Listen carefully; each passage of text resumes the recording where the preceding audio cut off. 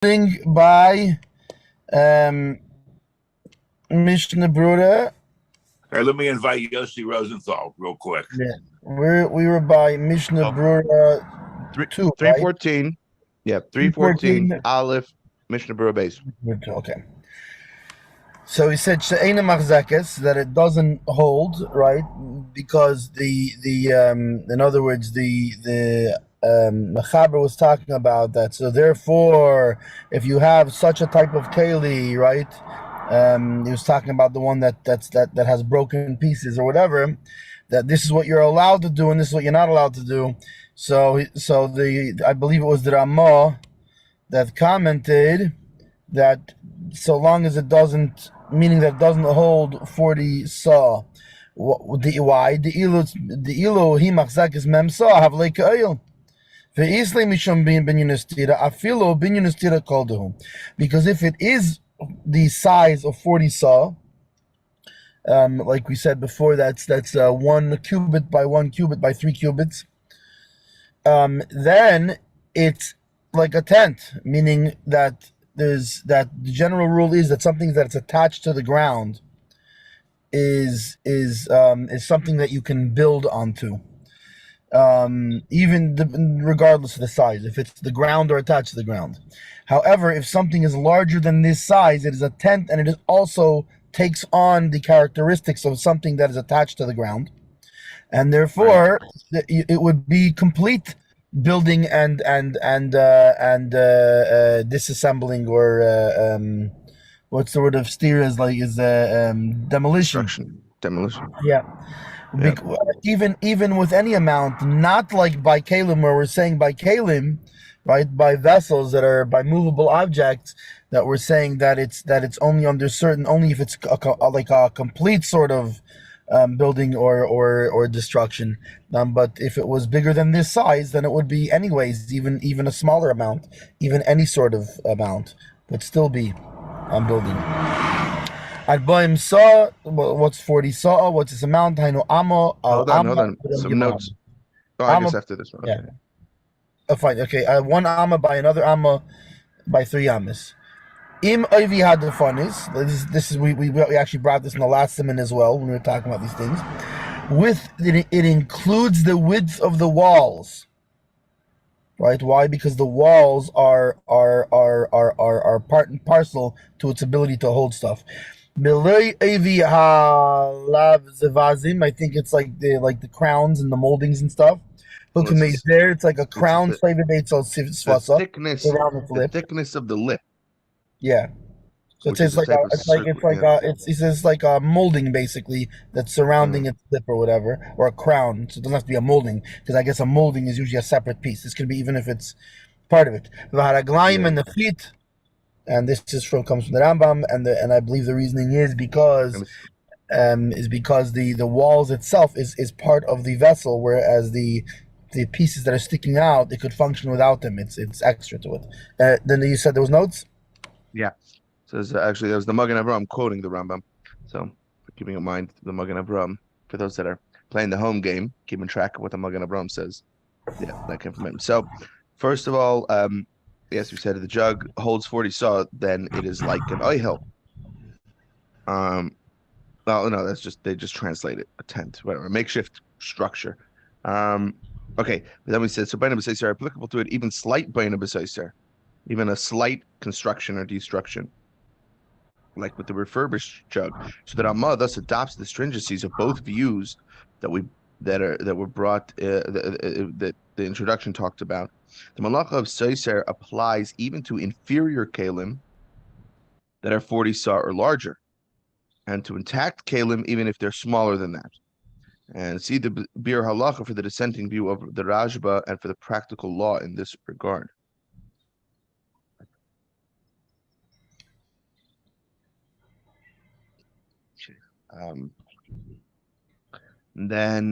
So 40 saw, it includes the thickness of the walls. So then even if the jug cannot actually hold 40 saw in it, it's still considered a large kli as long as the total area is 1 by 1 by 3 ames, including the thickness of its walls. So now we said the thickness of the lip and the legs. So the citation the Magen Avraham brings from the Rambam in Hilchos Kelim with regards to the law of Tuma, that's where this is coming from. The background to Rambam's ruling is as follows. The Torah in Parshas in Vayikra 11:32 states that a wooden kli and a sack are susceptible to Tuma. The juxtaposition of these two items teaches us that in order for a wooden kli to be susceptible to Tuma, it must resemble a sack. Just as a sack is meant to be carried along with its contents, so too is a wooden kli susceptible to Tuma only if it is meant to be moved while it is full. And you can see that from Gemara Shabbos 83a. The Mishna in Kelim 15:1 teaches that if a wooden kli has a capacity of at least 40 sa, and it also has a flat bottom so that it can rest on the floor, it is presumably not meant to be moved around when it is full, since it's liable to break. Or it might just be too heavy, but for some reason it's stressing the fact that it might break. So I guess it doesn't, it won't retain its structure, so then I guess the structure wouldn't count towards the 40 sa, and is therefore not susceptible to Tumah. The Mishnah later, in 18:1, cites Beis Hillel, who maintains that the walls of the kli count toward the size of 40 sa, but its lips and legs do not. This is because the walls are integral to the function of the kli, whereas the lip and legs are not, and are therefore viewed as foreign appendages to the kli. The Magen Avraham here, who cites this Rambam, holds that the same parameters apply with regard to determining the size of the jug vis-a-vis the melacha of seiser. This is indeed logical. Those parts of the kli that are integral to its function count toward its size. Thus, the legs of a bassinet would count towards its size since they're integral to its function of rocking the baby. So you can see Machzah Shekel citing the Chuvas Me'il Tzedakah. That's it. Okay, next. Now, when it comes to a bassinet, though, the 40 saw, how does it work? Do you include the space in between the legs, or is it just the actual volume of the thing? It seems, because obviously obviously not. The bassinet, the space in the bassinet itself would obviously be included in our measurement. Right? Yeah, I don't think so, unless you have one of those bassinets like we do, where at the bottom of the legs there's like a shelf thing, so that the underspace can also be a shelf. Now it's including what's being held. The whole point is the whole point. I guess it's if the space is part of the function or not part of the function. Right. So if the space is part of the function, the space is counted. The function of holding, the whole thing is that it would be able to hold and carry stuff. No, but I'm saying that's why something that would break apart if you moved it, it does not count. Yeah, but I'm saying is the space part of the function? Meaning, is just the legs part of the function? Or in your case, you're saying there's shelves in there. The space in those shelves is part of the function. It's not just another. It's not just function. It's betavka, the ability to carry, which is why if you tried to carry it and it would break, that is not susceptible to tumah. No, because the legs of the bassinet, it seems like the function is not necessarily of holding something. The legs are part of its function. It needs those legs to function. No, it's to move it. The legs are to move to rock the baby. That's why specifically this wording of rocking the baby. It's not just holding the baby. It's movement. It's carrying it. It's moving the thing. That's what makes it susceptible to tumah. So these legs on a bassinet, we're talking about the kind of bassinet that it's used to rock the baby. The space underneath doesn't go towards rocking the baby. Okay. On the other hand, if it's a shelf, you can have a solid. That space is part of its function. Yeah, of holding these things. Yeah. Right. Yeah. Or I mean, is it dafka because we're talking about holding, but there's other kinds of movable objects that don't. What they do is not hold something. Here, with this thing of susceptible to tumah, we're saying with dafka, it has to be to hold it, to carry it. So much so that if it's just there to stand there and hold it still, it doesn't count. If you would try to move it and it would break, doesn't count.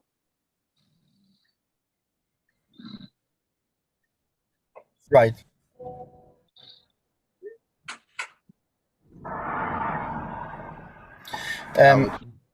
Okay, David. So I want to take a quick second to welcome Rabbi Yossi Rosenthal, who just joined us. So welcome, Yossi. Morning, Do you rabbis.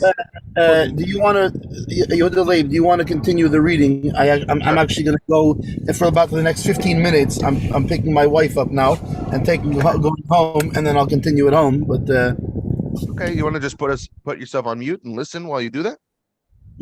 yeah, that's a good idea. Okay. Okay, so we're going to continue with the fourth Mishnah Berura. So we're talking about in Hilchos Shabbos, with regards to building or destruction. Now, we were talking about a jug that had been refurbished. So basically, it was broken into pieces, and then you put it back together with tar or whatever. So the Mishnah Berura comments.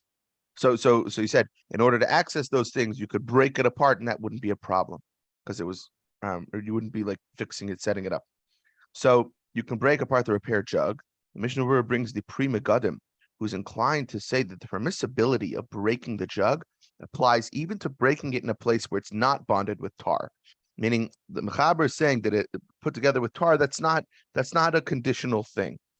And we see in the note brings the Pri Megadim, and that the Pri Megadim cites the Lavush, another commentary, who maintains that one may break the kli only along the places in which it is bonded with the tar. So Lavush says you got to break it at where it was sealed. You can't just break the pieces itself more than it was already broken. You got to break it on where it was glued together. But the Pri Megadim himself sees no basis for this distinction. He says because it's not about where it was sealed. It's the fact that the entirety of the kli is inferior. So the malacha of soiser, destruction, doesn't apply. It's not breaking. The thing is already a broken thing. So you're not breaking anything with regards, again, it's not any type of breaking. It's specifically a breaking that is connected to construction. So destruction, whatever. And so the Pri Megadim himself seems to say that doesn't count. And you can see more, but the Chazon Ish says more on this subject. Okay, moving on to Mishnah Berura Hey, number 5. So he said, you can bust open this repair jug to get the stuff as long as you don't cut into it to make any sort of precise hole. And the Mishnah says the same, which will then serve as like an opening of sorts. So you're not creating an opening. You're just trying to access the stuff inside. You're not trying to create a spout. The same applies if one cuts off the top of the jug and intends to make a precise break so that it remains a kli. Which, just to throw it out there, it kind of reminds me of, I don't know if you've ever seen, videos of people who they open champagne with like a sword, and then they bust off the whole top of the wine bottle. I've never seen that. You never seen that? People trying to do that? Whatever, it's a thing people will try to do sometimes, and very often, feels like more often than not, they fail and break the bottle. But yeah, if you're trying to precisely cut the jug in a way that actually makes it. You mean like this?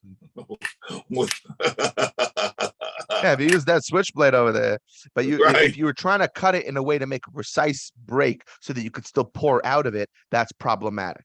But if you're just cutting it off just to open it out, and you're not trying to make a spout, then it's okay. And so let's get into the notes. The Shar Hatzion. He says that this is the implication of what Rashi said in Gemara Beya 33b, Dibra Maschel Vatanan, and this is a straightforward ruling. The Gemara in Shabbos 146a says that one may break open a jug in order to remove its contents, provided that one does not intend to make it into a kli. Rashi in Beya there explains that this is to mean that one should not make a precise break that can serve as an opening, such that the jug will remain a functional kli. The Mishnah Berura here understands that Rashi means that one may not cut off the top of the jug in a precise manner. And you can see the Chazon Ish, who posits that cutting off the top of the jug is invariably deemed a destructive act and cannot be viewed as creating a kli, because one can have a large opening at the top of a jug simply by removing the seal. So the fact that you're cutting it off, you're destroying it. You're doing a destructive act to the vessel, to the item. I just want to say, Therefore, so Yossi's not lost. These are things that are not permitted to be done on Shabbos, correct? Correct. So I want to give them. Yeah, that's why I get a little. I said before that we're talking about Hilchos Shabbos, of what you can do with regards to construction and destruction on many different levels. So yeah, So the Chazon Ish interprets Rashi to mean that one may not gash an opening on the side of the jug while taking care to leave the kli functional. A person might sometimes be interested in such an opening in order to avoid the trouble of removing the seal from the top of the jug, especially if, let's say, that seal has lettering on it, right? We said you can't rip into letters. You can't rip apart the letters of something on Shabbos or Yom Tov. So maybe he doesn't want to deal with the seal because there's too many letters and he doesn't want to accidentally rip them. So instead he's going to cut into the side of it. So the Chazon Ish, excuse me, says that Rashi is saying if you're going to cut into the side of it, you have to make sure that it doesn't leave the kli functional. You got to cut into a way that it ruins the thing. For further discussion with regards to removing the top of the jug, see passage 6 below. So we're going to get to that. Right now we're only still at number 1. We're going to get to 6 later. We'll get into the whole thing of removing a seal on top. All right. So now moving right along. Tikkun mana. So we end. The Mechaber said. So as long as you're not trying to create a precise hole, a sort of spout, because if you're going to do that, it would constitute something called tikkun mana. Lexa. So what's tikkun mana? Lexa.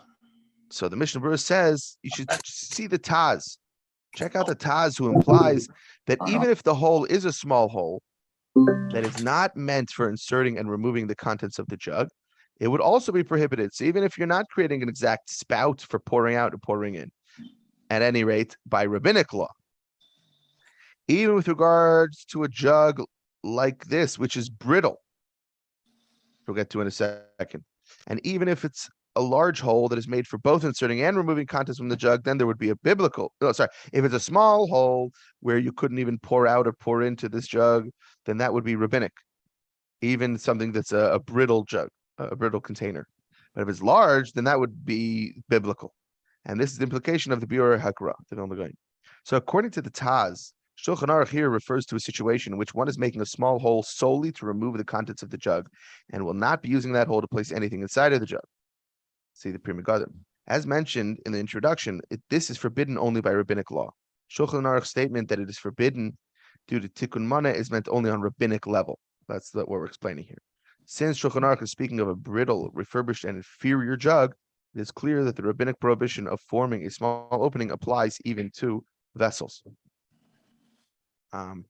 Just want to check something. Yeah, give me a second. Just want to check something. Let's see. Okay, whatever. But with regards to the fact that if it's larger and you can pour it in and out, that's a biblical prohibition.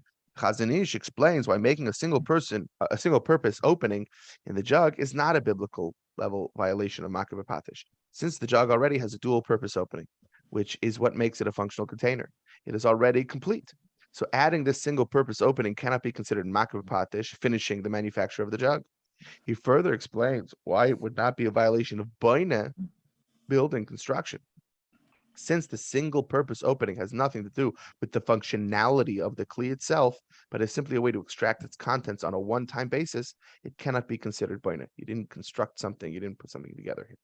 However, forming a dual purpose opening in the jug would be a biblical level violation of makav patish or boina, even though the jug already had one such opening. This is because the second opening will be used just as much as the first and is therefore tantamount to forming the first opening in a kli. And we said this is the implication of the Berura Hakra.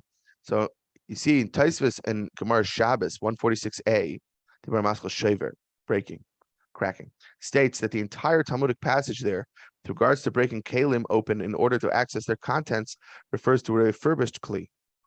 The Berura Hakra on the Dibra Maskal Va'afilu clearly holds that this relates even to a discussion later in the Gemara with regard to forming holes in kalim. That too refers to refurbished kalim. Now, the same passage features the distinction between dual-purpose openings, i.e. those made both for removal from and inserting into the kli, which are forbidden by biblical law, and single-purpose openings, which are forbidden only by rabbinic law. Berura Hakra thus implies that these guidelines hold true with regard to refurbished kalim.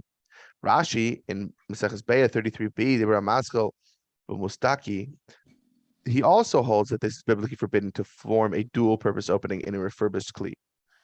Taisvis the Ramachos Schil Kitanya, however, disputes this, and maintains that making an opening in a refurbished kli is never forbidden by biblical law.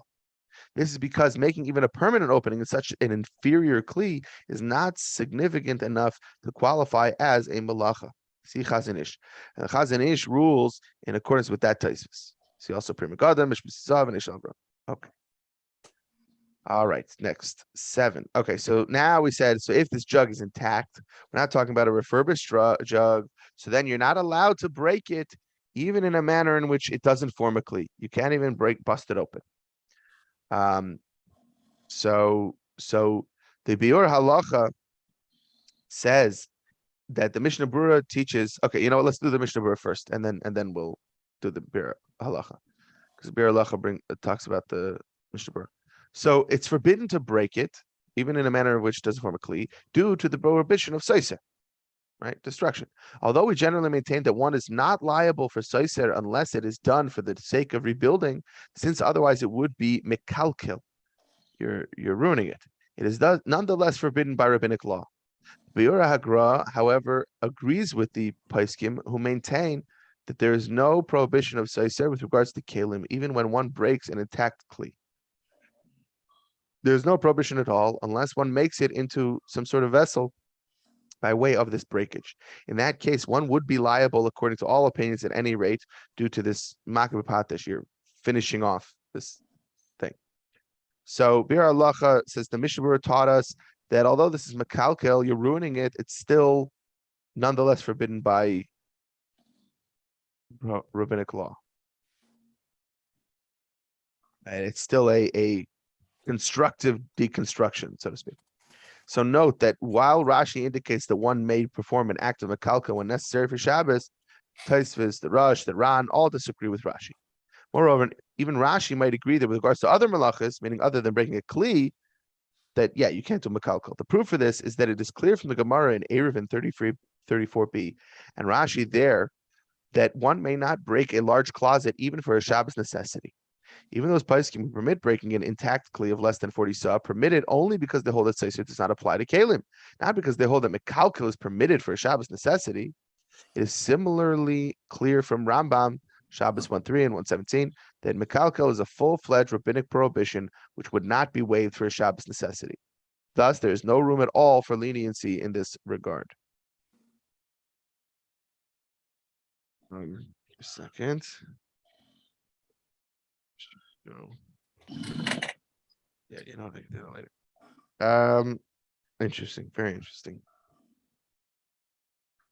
So now notes. So he said, yeah, it's forbidden to break this vessel, even in a way that doesn't form a kli, because it's seiser.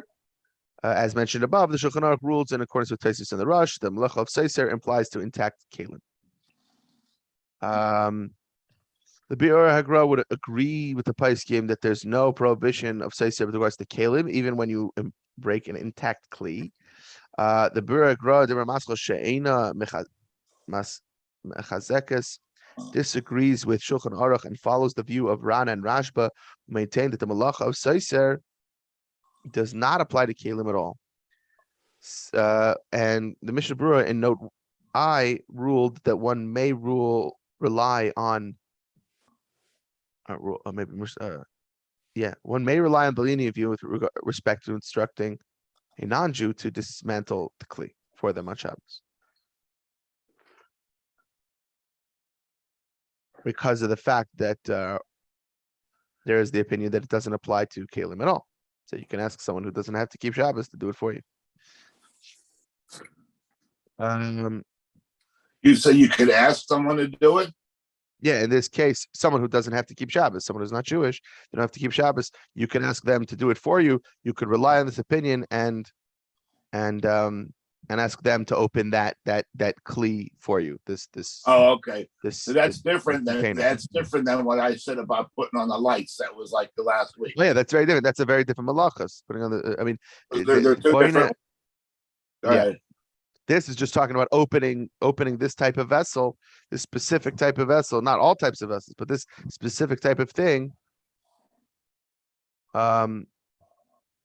You can, this container, and you want it to just be broken apart so you can get your thing that's inside it. So for example, maybe that will be a good example. Medicine. Yeah, medicine.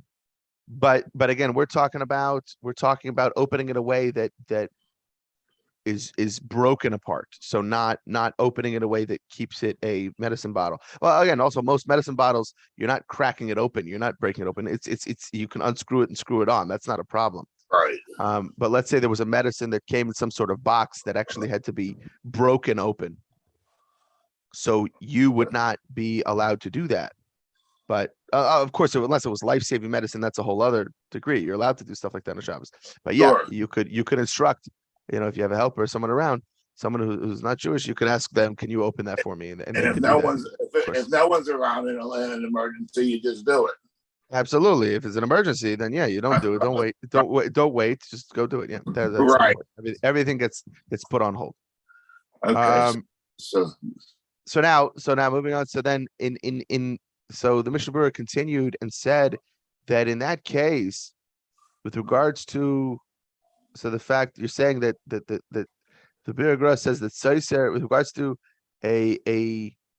this intact container, you're allowed to break it open. Everybody, but still there would be this problem that basically, okay, you wouldn't, yeah, if okay, so that's if you break it open. But if you open it and that makes it into a kli, that you just made it into a vessel by breaking it open, let's say something like, I don't know, if by breaking it open you now then made two bowls, before it was just a box, but now by busting it open you're making two containers, you're making two bowls. So then you just did what's called makeh b'patish. You just did that final act, that you just completed it into a container. would you Even call the it Ran, makeh b'patish? makeh b'patish. Makeh means to hit, like the 10 makos, Yeah. right? 10 makos by Pesach means to hit, 10 hittings. Makeh b'patish, with a hammer, hitting with a hammer. So that's referring to the concept that, especially back when they were building the tabernacle and they're building the Mishkan, and in many cases still today, when you're building certain things, the final thing it needs after the construction is just a final tap with the hammer just to finish it off. Right. So it's this expression that's used to refer to finishing off the making of some sort of vessel or container or item on Shabbos. That's not allowed. Even though you could say, well, wait, the whole thing was built. The chair was put together. This was just the final thing. No, the final thing, you completed it. That's a problem. So that's what we're saying. If someone takes, let's say, this container that's like a box, and then by breaking it, it completes it into a container, it makes it into a container. Like I said, you take a box and you break it in half, and that makes it into two different bowls. Like, let's say you took a coconut. Coconut might be different because it's food, but if it was something that's shaped like a coconut, right, and you broke it open to make two little bowls, that's a problem. You're not allowed to do that. That's universal. And even the Ran and the Rajba, who hold that there's no prohibition in breaking the kli per se, you're allowed to break the small vessels and containers. That's what they hold that. They would agree that forming a functional permanent opening in the vessel is a violation of makeh b'patish, of this completion of construction. And it's mentioned in footnote A, some maintain that forming the opening is forbidden under Boina, that actually that even making the opening, it's not just the completion of something, but it's also just total construction. So the Mishnah Berura is indicating that according to the Berura Hakra, there's no prohibition at all in breaking an intact kli without intent to create a functional opening. If you're not trying to make an opening out of it, then that's not a problem. Only if you're trying to make an opening would there be an issue. This would fully accord with the view of Rashba and Ran. And the Chazon Ish asserts, however, that this is not the view of Berura Hakra. Although the Berura Hakra indeed rules like the Ran and the Rashba, the malacha of Seiser does not apply to Kalim, that deconstruction does not apply to containers. He maintains that there is a rabbinic prohibition against making an indiscriminate gash in an intact kli, basically cutting into this container, due to concern that one might intend to make a permanent opening. The rabbis were worried, yeah, this guy's cutting into the side, but maybe he's trying to make a multiple use opening, a spout. So see the Chazon Ish over there for a possible limitation of this prohibition within the view of Biur Hakra.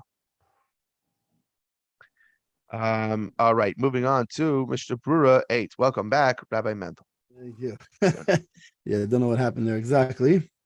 So now he says I got an ununderstandable error. But anyway, yeah. So we're saying so afilu nekev. We're talking about so even if the jug is intact, it's forbidden to break, even in a manner in which one does not form the kli. We're up to Mishnah Berura Ches 8. It does not form a kli. So she'enei oiseh kli. Yeah. Right. So he said also the Shabbos. In other words, I feel also you can't break it. Meaning, so before we spoke about if it was broken, then here's what you can do. However, if it's now we're talking about a regular. Now we're talking about regular kli. A regular now kli. Not to break into it, even if it doesn't. Even if you're not making a kli out of it, even if you're not making a spout, even if it's not making a kli. So then, meaning to say, meaning he's not making a hole in order to make an opening there, but rather he's just to break it. And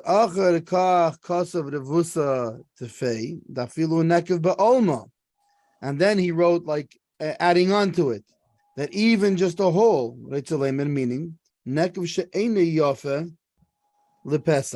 even a hole, meaning that's not good enough for no. So before he said that even if you want to make a hole, but you don't want to make a hole, or if you want to make a hole also. These beitatil tivusa, that it has both of these things, like I guess to its adding on to it to its benefit. Because he's also not breaking it, right? Because before we're saying if you're not making a hole, but rather you're just breaking it. So in this case, he's not breaking it, so you don't have the problem of breaking a vessel. And also it's not an opening. So even though this whole you avoided both the issues, it would look like of breaking a vessel and of making an opening in a vessel, it's still you can do it. The Rambam writes in chapter 23,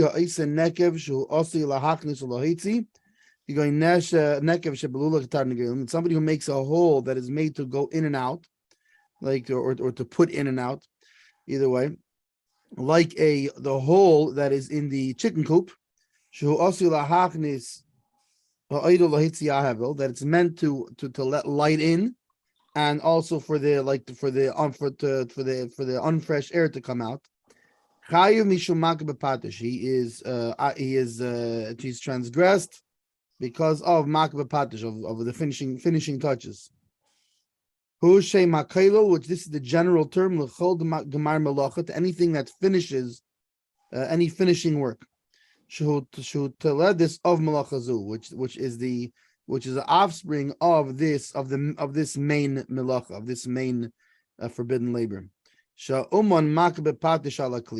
the craftsman hits with a hammer on the vessel, b'shas gemara, when he's finishing it, lahashves akmi musay, to even out its unevennesses, its evenness.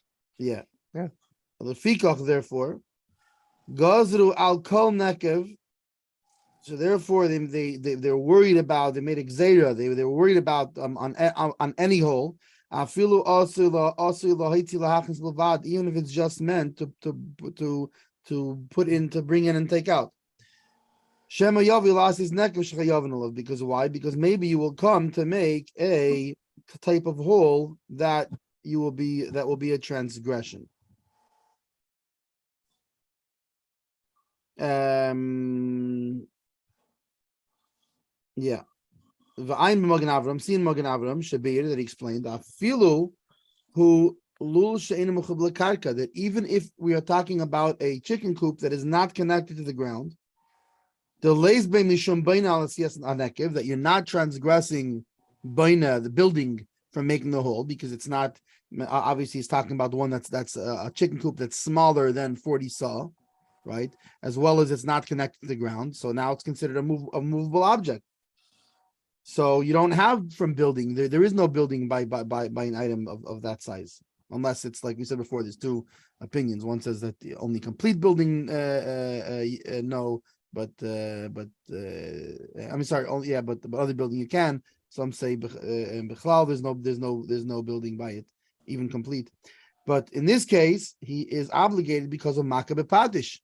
Why shehu gemar melocha halul? He's finishing. It's finishing touches on this chicken coop. So therefore, you have a problem of makah bepadish, even though you don't have a problem of binyan. The cause of Eid Perek Yud, and the Rambam writes furthermore in chapter 10. Anybody who does any kind of work that finishes something,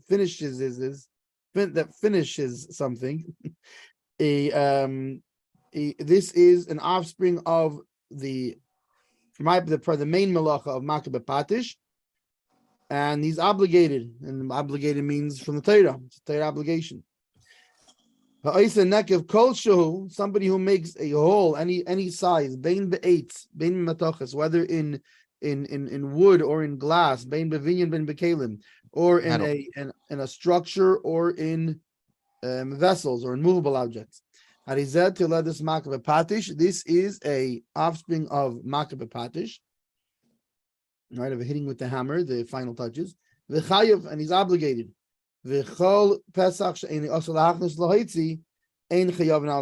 However, any opening that is not made for bringing in and taking out, you are not obligated on making it. Ad kan dvarav. Until here is the words of the Rambam. Isa Gemara. It says in the Gemara, the imtaka masmer b'keisel, that if he stuck a nail into the wall, banged the nail into the wall, this to hang something on it. Chayav mishum makah bepatish. He is obligated because of makah bepatish. If he makes a hole in the ground of the house, that in order so that water should come out. A drain. He made a drain. Chayav mishum baina. In that case, he is chayav because of building. Why? Because it's a interesting. I guess the notes will hopefully explain why in the wall to hang is makah bepatish, is a finishing touch, and why to drain is building.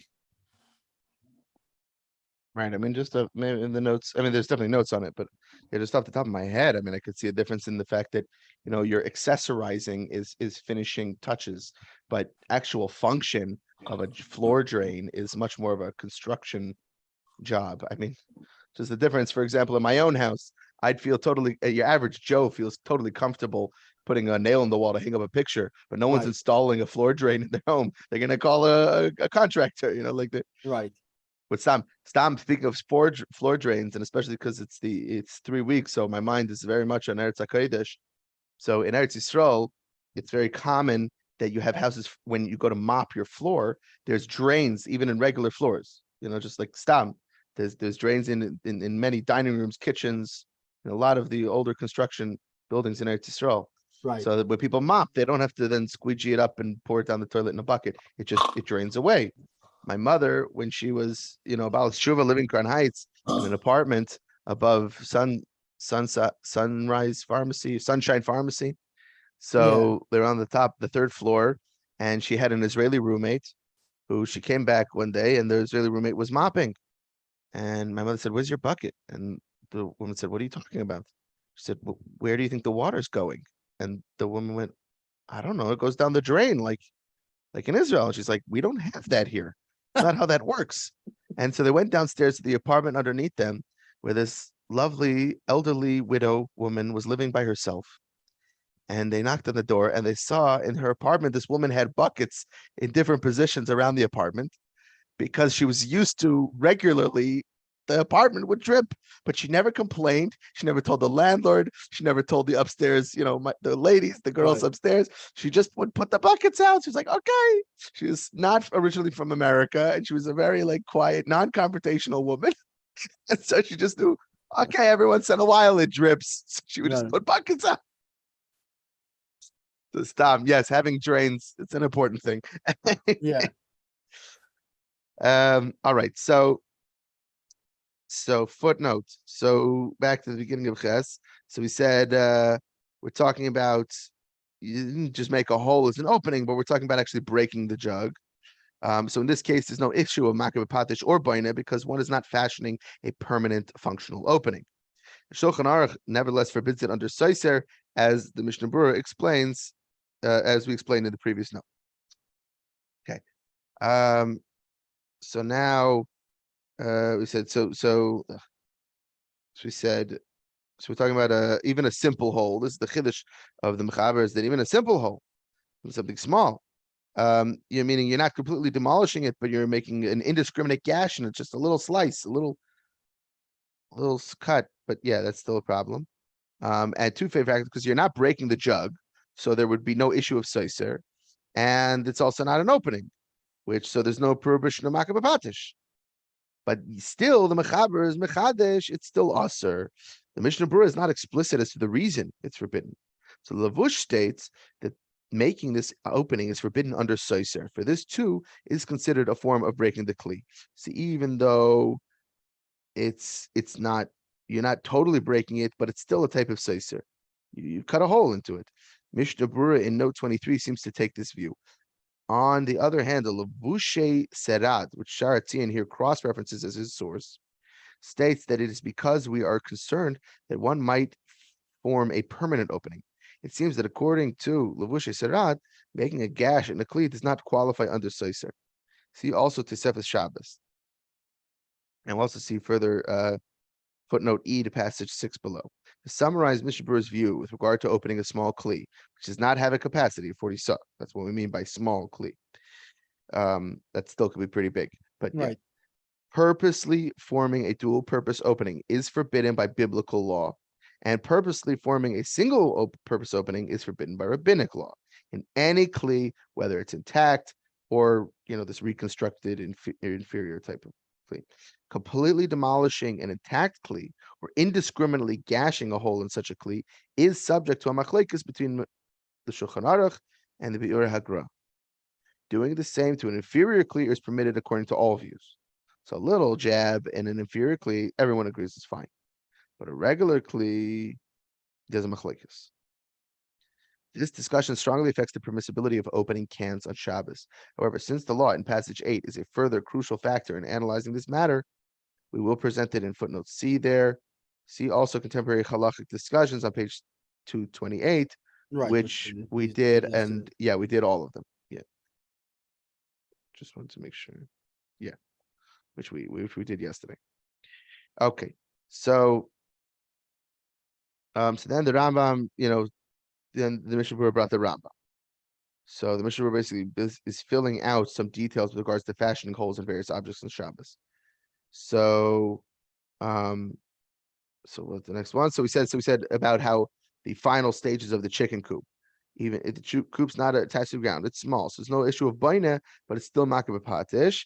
The Magen Avraham makes this point in order to resolve a seeming contradiction that the Kesef Mishna, which is a commentary on the Rambam, that the Kesef Mishna raises in the Rambam.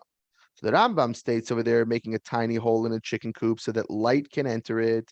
That's a violation of baina. Elsewhere, he states that making a hole in a chicken coop so that light can enter and the dank air can escape. So you're doing two things. Over there, he says both light can enter and dank air can escape. Over there, he says that it's makabeh patish. So the Magen Avraham, as explained by the Pri Megadim, suggests that the first law refers to a coop that's attached to the ground. So then that's boina, because it's something that's attached. It's mechubar l'karka. So boina could apply. The Magen Avraham posits that any improvement to a coop that is attached to the ground would be a violation of baina. So that's enough if the hole merely allows light to enter, even though it's not a dual purpose, and even though it's a small hole maybe, but it doesn't matter. It's mechubar l'karka, so any sort of thing would be baina. Now the second law, with the Rambam in chapter 23 says, you're trying to let air in and that terrible smell of a chicken coop out. That's talking about a detached coop that's smaller than 40 sa. This coop has the status of a kli, and therefore the malacha of baina does not apply to it. See footnote 8 to 313.9 above for discussion of Rambam's view regarding the applicability of baina to kelim. The malacha under consideration is makabeh patish, for which a proper hole that completes the manufacture of the coop is required. Accordingly, only a dual function hole, which allows light to enter and dank air to exit, qualifies as a biblical level of the malacha. Thus, the entire clause in Rambam, which Mishnah Berura just cited, refers to making a hole in a detached chicken coop. Then continues on and says, okay, so the Rambam writes in chapter 10, anyone who does any sort of like anything in that final stage of manufacture is a tolda of makabeh patish, and it's biblical. So even if someone made a slight hole, whether in wood or metal, doesn't matter. So the Sharatzian says this is referring to where his intention in doing so is for some beneficial purpose. For if the hole was made in a destructive manner, it would constitute mekalkel and would involve only a rabbinical prohibition. You're just ruining the thing. You're not doing anything constructive, which is why before, I think you may have missed it, but I said, there's when we talk about soiser, we're talking about a constructive destruction. It's not just stop ruining it. The kalkel is ruining the item. Soiser means that there's some sort of Soiser means I'm destructing or maybe better maybe a better word would be a productive destruction. There's some productive thing that's coming out of it. You're getting something out of it, but not just ruining it. Mekalkel is ruining it. So, and then we said, so it's a tolda, whether the structure kelim, it's a tolda makabeh patish, so then the person's liable. So the Sharatzian then also see lavushe sirad, and the Rambam cited here has taught that making a hole in a structure is a violation of makabeh patish. Lavushe sirad points out, citing the Kesef Mishna, this statement is seen in contradiction to Rambam's earlier statement, like we just said before, that making a hole in a coop is violation of bainus. So here we cannot utilize the resolution of Magen Avraham that we said, because that one is mechubed lakarka and one is a smaller one that's detachable, because in both clauses the Rambam is discussing ground structures. So what's going on now? So seemingly we have this machlekes again, stira minei ubei again. So Machzah Shekel explains that in this case one would indeed be liable for baina in addition to makabeh patish. So Rambam chose to present the malacha makabeh patish in order to encompass making a hole in a kli, which appears in this clause, to which the malacha of baina does not apply. He's trying to include both by bringing out the makabeh patish factor. For alternative approaches to resolution of the various statements, you can see the Even Ezel, Ha'azel, Nishmas Adam, Aruch Shulchan, and B'nai Shabbos. Okay. Then we said, but it's different if it's an opening that's not meant for inserting a removal. You're not liable for making it. So the Sharatzian again says that it stands to reason that Rambam's requirement of dual purpose hole refers only to container-like vessels where the hole one makes for them is deemed an opening, literally an entranceway, as stated in the Gemara. Therefore, well, I kind of like entranceway better because again, it implies things are going in and out. Just the whole purpose. It's not just stam an opening. I didn't just make a hole for whatever. Yeah, it's a hole for the purpose of things. That's the integral point. Like that thing, it's for stuff going in and out. Therefore, we require that it be made both for insertion and removal, like an entranceway. There we go. So other objects, however, require only that it be typical to make that sort of hole, whether it's dual or single purpose in that object. Magen Avraham abridged Rambam's language and cites as follows: one who makes even a slight hole, whether in wood or metal, and whether in a structure or in kelim, is liable for makabeh patish, provided that it is made both for insertion and removal. End quote. This somewhat indicates that the requirement for a dual-purpose hole applies to all objects listed in the Rambam, but this does not seem accurate. The correct interpretation of Rambam is seen from the full quote cited in the Mishnah Berura, in which Rambam states in a separate clause that one is not liable for an opening that is not dual-purpose. So to explain, as mentioned in the introduction of this halacha, forming a dual-purpose opening in a vessel is a violation of biblical law, whereas forming a single-purpose opening is forbidden by rabbinical law. Sharatzian asserts here that this applies only to vessels. There's no such requirement for other objects. For them, one is liable even for a single-purpose hole if it is typically made in that object to serve its purpose. Sharatzian assertion seems difficult. After all, single-purpose hole in a vessel that serves the purpose of the vessel should also be violation of makabeh patish. So this needs basically. This needs further study. Yeah. On a related note, the Chazon Ish discusses a case in which a person makes two holes in a case that contains liquid. So we talked, like we said, maybe a soda can or whatever, or maybe a milk carton. Well, think about like a can of tomato sauce where you take the thing and you poke the one hole and then you make Oh, yeah. for air, one for it to go out, one for air to come in. You're right. That's mamish the next words. It says, you're right. Well done. Think of one to pour the liquid out of it, and the other to allow air that will push the liquid contents out. So the Chazon Ish, which by the way, that's a thing. Many Shabbos Shabbatones have those like big water jugs with the spout. Yeah. And there's the thing, you're supposed to poke the hole at the top, especially when you both for drinking water, and a lot of times they'll have those for washing. I might see. Yeah. First of all, it takes forever to come out. Secondly, it's like then it gets down and it won't come out on its own. So you have to like be squeezing it to squish the water out. Caving in on itself If because you there's no air coming in to replace it. you just pop that little hole that it's where it says, and things will come out smoothly. So the Chazon Ish maintains that that's a perfect example, by the way, because that's mamash keli, but it's disposable. So there's we already said actually disposable. Just the fact that it's disposable, yeah. But anyway, so the Chazon Ish maintains that if either hole can be used for either purpose, then one has essentially created two dual-purpose holes. So I like your example better, like with the can. Let's say, especially if it's something like tomato sauce, like a sauce you're just pouring out. Yeah, I could pour out of either one. Right, even though I'm intending to pour out of one and air to come out of the other, the fact is, I made one wider and one thinner. It'll still work. Right. Yeah. You could technically do either one. The Chazon Ish maintains that so it's deraisa. However, only one of the holes can be used to pour the liquid out. The other hole is just way too small, like a tiny, like with the water bottle, it's just like a needle. Say you took the thing and you poked the bit like the triangle hole in one, and then you just took like stabbed a little hole in the other one. But if you were to put it in tomato sauce, it's too thick to even come out of it. That's what I'm saying. Well, like with a can of soda, when I've done it, not for air, when I've done it to Badafka to ruin it. But let's say you did it where like you popped it open, but then the other hole you do is just a tiny little needle hole, like just so then that's two single-purpose holes, and so the violation is derabbanan. Rav Shlomo Zalman Auerbach questions both of these points, as you can see in Shmiras Shabbos Kol Chasa 9, footnotes 28 and 29. With regards to the first point, if it were true that a hole that allows air to enter in order to push the liquid out is considered a hole made for insertion, then one should be liable even for making that hole. Because the laws of physics dictate that air must enter through the hole in order to allow liquid to exit. Yet we know. So see, who said we weren't going to learn physics? Yeah. So yet we know that this is only a violation of rabbinic law. As you see in Mishna Berura, note 26 below. So we're only at note 8. We got 18 more to go to see that. He explains therefore. We try to leave a little suspense here. A little suspense, yeah. He explains, therefore, that such a hole is not considered even a hole for inserting, since one does not actually want the vessel to store air.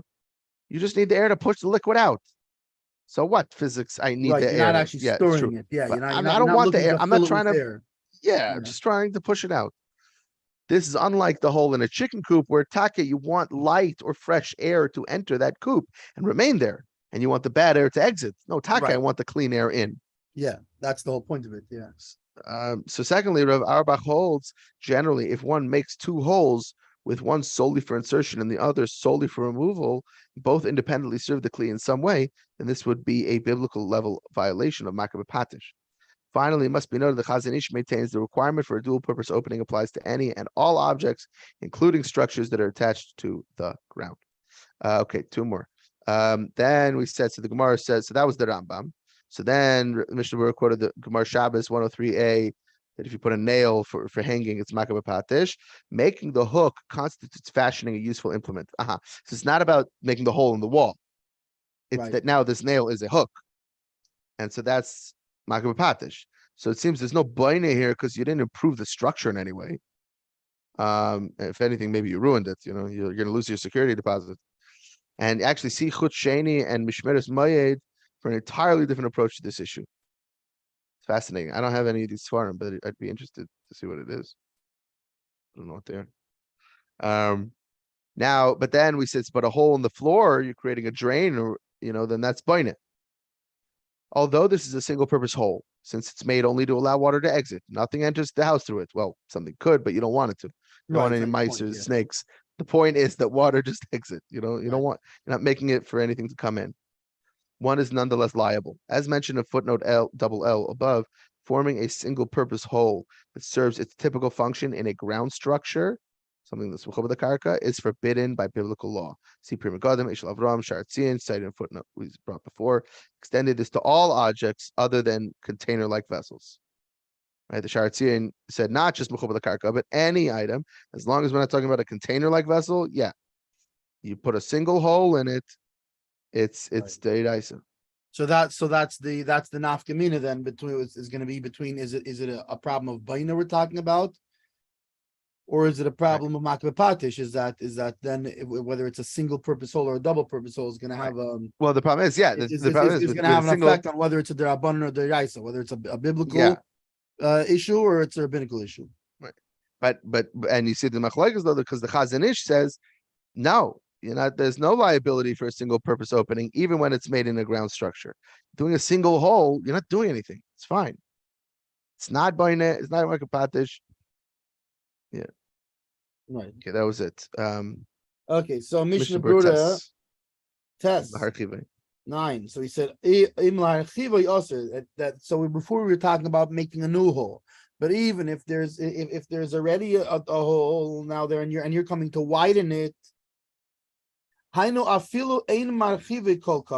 if you're not widening it to so much to the degree, even if you're not widening it to the point that it's good that you're going to be entering and exiting, because like we said before, that's a problem. If you're widening it to be a dual purpose hole, I mean, if you're making a dual purpose hole, is a problem. It says, but if you're widening a hole, even if you're not widening it to the point that it's going to be dual purpose. But still, it's still a problem according to the rabbinical part of the prohibition. Which notes, just as it is forbidden to create a single purpose hole due to concern that one might create the same hole in a chicken coop where it serves a dual purpose, so too it is forbidden to expand a single purpose hole due to concern that one might expand a similar hole in a chicken coop when it was originally insufficiently wide to serve as a dual purpose hole. Now it will be rendered sufficient for that dual purpose. Yeah, so it's this zeta that up. And then we said that then the Ramah says Bulvachi skaven lekach. This means that this hinges on the fact that this is your intention, which like we've kind of already touched upon before in terms of like the Chazon Ish I think was talking about the can that you intending to let something and you're not intending to let say what the intended purpose is makes a difference. So the Ramah says is you have to be intending. Now the Ramah here he's only coming to explain what the Mechaber's view is. The davke shemiskaven laharchiv. That specifically if he is intending to widen the hole. But if he's not intending to widen the hole, afal pi the holy psikresha, shari, even though it's certain that it's going to get widened from what he's doing, it's allowed. Like the Mechaber himself finishes after this. However, the opinion of the Ramah himself, see after Nahaga, that even if you're not intending to widen it, it's also you're not allowed. If it is certain that it's going to happen, and he really should have wrote it there as a yeshemim as an opinion. But the reason he didn't do that is because he is paskening that halacha. That's his actual ruling. So therefore, he didn't say some say that it's just be viewed as like he holds by the mechaber, but there's an opinion that says otherwise. But rather, he himself is of the opinion that even if it's so in the first Haggah, he's just explaining the Mechaber's opinion, that they're saying that the Mechaber's opinion is that to widen it, you're not allowed so long as you're intending to widen it. But if you're not intending to widen it, even if it will certainly get widened, it's fine. And then later he brings his own view on it, which is that even if you don't intend to, even if you're not intending to widen it, if it's certainly going to get widened, it's still not allowed. Takua, right? So the Mechaber says that if a knife was stuck in a barrel from before Shabbos, you're allowed to bring it to put it in and bring it out. Why? Because, like he said, he's not intending to make it wider in this way. He's just intending to stop up and open up the hole. But it's certain that when you're sticking a knife in and out, it's going to get widened. But since that's not your intention, that's fine. So Mishna Berura Yud Aleph Takua, meaning that it was wedged in strongly. Because the prohibition, the primary prohibition here is only from the sages. So he holds that it's allowed. Being that he doesn't, he's not. This is not his intention. So meaning that Mechaber, if it was a biblical prohibition, and it's certain it's going to happen, then even if you didn't intend it, he still holds you can't. Then you still can't do it. But if it's a rabbinical prohibition, then if you don't intend it, even though that it's going to happen, then it's fine. And the opinion of the Ramah is arguing against him. The dafki kishahitzi pam achas mi be'ediyim. So what's the point of the Ramah's opinion? Why does the Ramah hold the way he holds? Because the Ramah holds in a case where it's certain that you're going to widen it, even if you don't intend, it's still no good, right? However, in this case, the Ramah holds that if you've already taken it out, you not just put it in, but you've already put it in and taken it out and then put it back in. At this point, you're not going to widen it anymore. It's not certain that you're going to widen it anymore, because already by your first putting it in and taking it out, you already widened it some. But otherwise, it is not allowed because it is certain that you're going to widen it. And he holds, that Amo holds, that even if you don't intend, even by a rabbinical, even if you don't intend, if it's certain, you can do it. The after who passes the that even though it is a opening that you're not meaning to enter and exit from it, you're not meaning to dual purpose. So the that it's that the prohibition is only from the sages, the canal, and like before. But the Ramah holds, so this is a very important general thing, that the Mechaber holds that by a rabbinical prohibition, where it's certain it's going to happen, but if you don't intend it, it's okay. Whereas the Ramah holds that even by a rabbinical prohibition, if it's certain to happen, even if you don't intend it, it's no good. Behind the commons, specific base, and see later in subsection 12, the Bekesel Shumachuber, that a wall that is connected. Gam Mechaber made the also lahitziasak and trade to Kubber Mer Shabbos. So even the Mechaber holds there that you're not allowed to pull out the knife that was stuck in it from before Shabbos. V'hu hadin bechavis shemachzekes ad b'im saw, as well as a container that holds 40 saw, which has the same which is categorized basically is the same as connected to the ground. The Yetze Gam came Mishem Kli, the Havi Ayit Kahil, that it comes out of being of the categorization of a movable object because it's like a tent. The Sham b'miskav and laharchiv anekev chayav, that there when he's looking to that if he were intentionally widening the hole, he's obligating mishum kedeach to Havi Talad the Beina. So he's chayav because of kedeach, which is like almost like stabbing or something, no? in modern Hebrew anyway, I think kadech is Just stabbing. i.e., drilling a hole meant to be filled. That's, I guess, poking. No, I guess, Poking. no. I mean, but I mean specifically. I think, like it's saying, specifically a hole that you're supposed to fill. So Yeah. if you're making a hole for a cork to go in, or Right. Yeah. Or you whatever. Yeah. Something like this.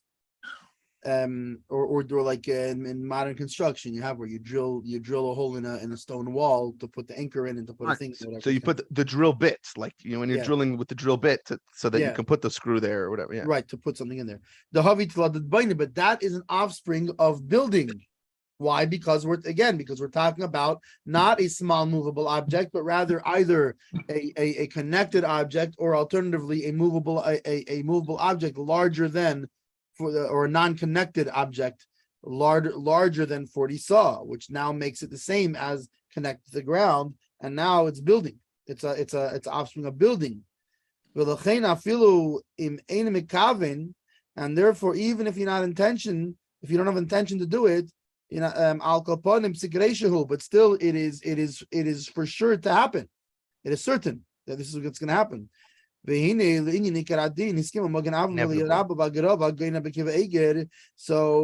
and now in terms of practical rulings, the Magen Avram Eliarabba Gira and Bekiva Eger, they all held what the Psikeresha Asur Af B'Mils D'Rabbanan. So they all hold like Drama, that even by a Midrabbanon, if it's Psikeresha, it doesn't make a difference, right? If it's certain, even if it's not intended, you can't do it.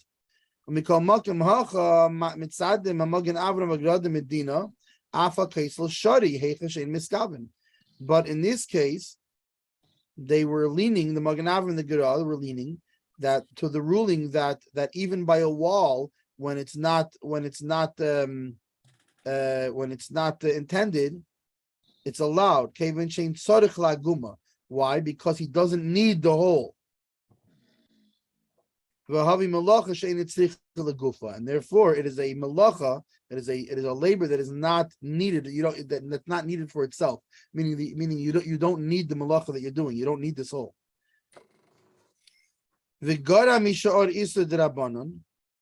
And it's worse than other rabbinical prohibitions. The asur heicha shu psikeresha, that it's not allowed when it's certain. Kevan shehu gam kein mekalkel. Why? Because it is also, you're also destroying. It's like just messing it up. The gam hu kil achar yad, and also he's doing it in a non-usual way. Umimela nasa guma case sasakin. Why? Because automatically the hole is you're making the hole in the wall by pulling out the knife. That you're widening the hole. The el besimin shin yud aleph sivches gabe tzinain, and like in 3:11 subsection 8, tzinain is what? It's a cabbage.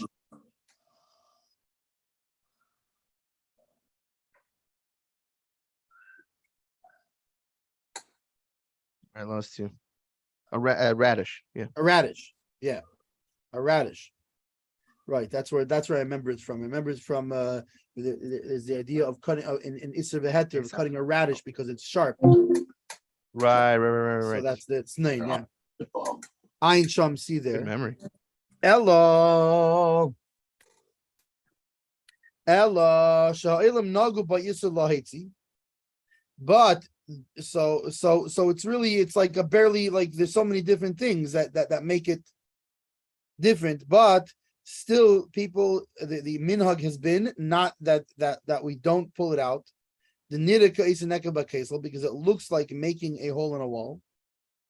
The gamma taz mitzadit came bikar adin after kaisel, and the taz also leans this way, meaning the ikar adin, meaning his even though he's not necessarily recommending to do it, but the actual mitzad, the main halacha on it is that it will be allowed, and even by a wall.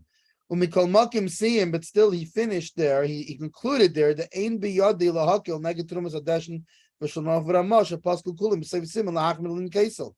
But at the end of the day, meaning in theory he holds it should be allowed. However, he concluded that he cannot be lenient on that, being that the Turumas Hadesh and the Shulchan Aruch and the Ramah all ruled in the end of the Siman to be stringent when it comes to a wall. And Eliarab also holds like Shulchan Aruch Ramah. The Efshad the Nechel Leishia Nekev Meruvach Lachsav Litkiv Beyatzakin, that maybe it's more comfortable to him the idea of the hole becoming wider when you put the knife back in. But even Zeb call me also, and in this way, according to everybody, it would be not allowed. Elul inyan chavis. However, by a container, the ikar inyan hurak midrabanan. So basically saying that in the case of the wall, even though it's talked a bun, but there's a lot of other complications and things that because what it looks like, and it looks like a wall, and there's different reasons given. But in that case, at the end of the day, they don't allow it. But in this case, where the whole original prohibition in the first place is only rabbinical. So then you can rely, right, as we know that in the case of great need, right, in the case of great need, you can rely on, if there's a valid opinion that holds that it's allowed, you can rely. So obviously the mechaber is considered a valid opinion. So in the case of the container, that the entire prohibition in the first place is only a rabbinical prohibition. So then, when it's great need, you can rely on the mechaber to allow to take out the knife on Shabbos. Since he's not intending to widen the hole, even in the case where he did not take it out first. So basically, he's saying that we should really go according to the Ramah. That in the first place we should go according to the Ramah, that unless he took it out before Shabbos, right? So he didn't just stick it in, but rather he also took it out and already widened the hole. That then we can follow that. However, in a case of great need, we can follow the mechaber, who holds that even if you didn't pull it out, even if it was just stuck in before Shabbos, and now you take it out for the first time on Shabbos, in a case of great need, we can rely on that. Yeah, so that is Yud Aleph.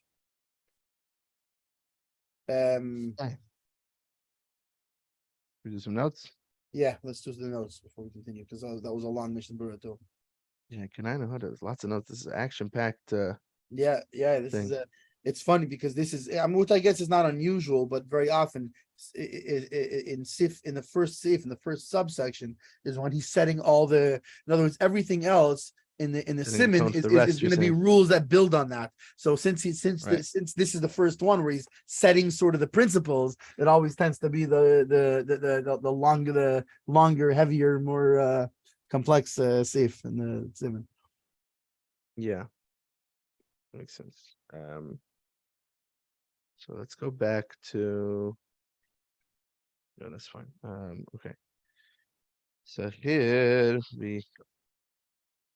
So we said the Shulchan Aruch. So back all the way back actually to the previous one. There was, I think, one or two that I missed. The previous verse we said the intention is expanding the whole. So the Shulchan Aruch itself concludes if he didn't mean to, but it just his action caused it to be expanded, it's okay. The Shulchan Aruch maintains one may perform an act whose inevitable but intended result is a rabbinic prohibition, the Rabbanan. So, yeah. So in this case, then it would be mutter because it was only a Rabbanan to start with. The Ramah himself, though, says even if one did not intend it, it's still usher because of Psik Reisha. The Ramah holds you're not allowed to perform a Psik Reisha the loinichale that you didn't realize, even if the result is only the Rabbanan. So there's a major that's a major nafkuna became mechaber and Ramah. Mechaber holds that it's allowed and Ramah is not allowed. And then it adds, really the Ramah should have said Yeshayimrim. should have said that some say in order to indicate that he's saying a view that disagrees with that of Shulchan Aruch, which is usually what the Ramah does. He usually says Yesh Eimne, meaning not the Mechaber, like that, and that's usually how he says that he disagrees with the Mechaber. So what's the definition of the neichale that he gives over there, or does he? I mean, in the notes he didn't give. I mean, well, he doesn't give it. I think he's just going off of what the Mishna itself says. If he did not intend to do so,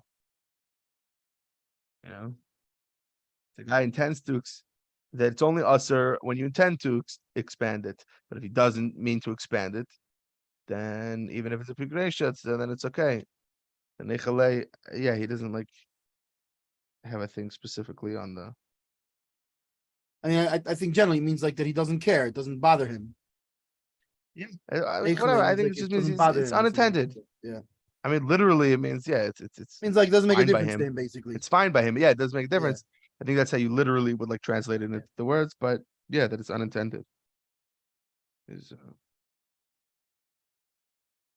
So okay, and then it says, had the Ramah begun his comment with those words, the Yeshayimnim, he would have clarified he's citing dissenting view, but that would have been at the expense of issuing his own definitive ruling on the decree. Since he would have first elucidated the Shulchan Aruch's view and then proceeded simply cite a dissenting view. In this way, while it's true that Ramah sacrificed clearly setting forth that he's citing a view that is at odds with the Shulchan Aruch, he made it clear that halacha, practical law, is that a psik resha of expanding the whole is forbidden. So that's why the Ramah didn't say Yeshem, because he didn't want people to think that it's secondary. He wanted to say this is the main. This is how we do. Okay, so now we got into the wedged Mishna that you so beautifully said and explained. So a lot of this might even be repetitive, because I think you actually were coming to a lot of these things. But yeah, okay. So the Ramah maintains a psik resha is forbidden even with regards to matters of rabbinic nature. We said, right. So it's worth noting some authorities distinguish between the Rabbanan prohibitions that are imposed because they bear resemblance to biblically forbidden malachas, and those imposed only as a safeguard against transgression of biblical prohibitions. We said this actually a couple of weeks ago. There's a difference between when it's because it's mechzik deiraisa versus this is just offense to protect from doing a deiraisa. Right. When it comes to prohibitions in the latter category, meaning to just protect from doing a deiraisa, a person performing the psik resha act does not actually intend to perform the act that may lead to the biblical prohibition. It's only an inevitable result of his act. Therefore, there's no reason to be concerned that he might transgress it. Right, meaning if the whole problem is that you're afraid you're going to come to do something, well, if it's not intended, how are you going to come to do that? You're not intending to do it. So, right, yeah. And the Ramah and the Mishna Berura, here do not seem to agree with this distinction, since expanding the single purpose opening is forbidden only as a safeguard against doing the same in a chicken coop. Yeah. Okay, so then we said with this kedeach, right? So when one attends, because he's liable for drilling a hole meant to be filled, which is a tolda of baina. Such a hole serves its purpose merely by being able to fill it in, so it need not be a dual purpose hole. Therefore, purposely expanding it is a biblical level violation of the malacha of baina. This is entirely inapplicable to kalim. All Rishonim, even those who hold the malacha of baina applies to kalim in some circumstances, would agree that there's no violation of kedeach when making a hole in them. And we'll see a footnote later about this. Okay, so then later we said over here, Magen Avraham and the Gra are inclined to say that in essence, even with regards to a wall, removing the knife is permitted when one does not intend to enlarge the hole, since you didn't need the hole, and it's malacha she'ein tzricha l'gufa. You didn't need the thing itself. So malacha not needed for its own sake, right? So forming or expanding a hole for purposes of serving the structure or the kli in some way is a malacha that is needed for its own sake, whether boina or makav patish. But here, though, you don't have any interest in enlarging the hole, so it's considered a malacha she'ein tzricha l'gufa, which, according to most Rishonim, is only prohibited by rabbinic law. Sharatzian says, see further by the Berura, who states that the truth of the matter is, as the Magen Avraham states in the name of the Magen Mishna, who indicates that this does not have a status of malacha at all, not even psik resha. You see over there. So to explain, the Magen Mishna in Shabbos 12:2, teaches a fundamental principle with regard to acts that serve to transform a basically nondescript object, like a piece of wood or metal, into a kli. If you perform that act with intent to transform the object into a kli, then one is liable for makar b'patish. But if one has no such intent, then although the object may indeed now be a functional kli, it is not even a psik ratio. It is simply. Oh, good morning, Reb Chaim. Okay, 1 second. So the last Mishna Berura here. The Isa Nekvel Pesach, it's Leimer.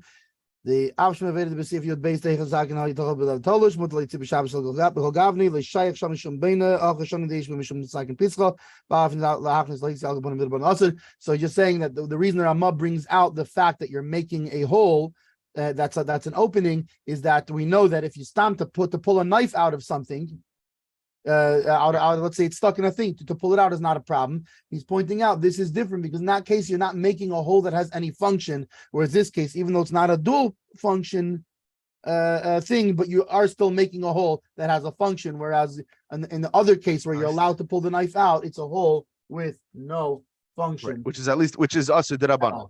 Yeah. So yeah, okay. Yeah. So Tomorrow we'll do base. Okay, good. All right.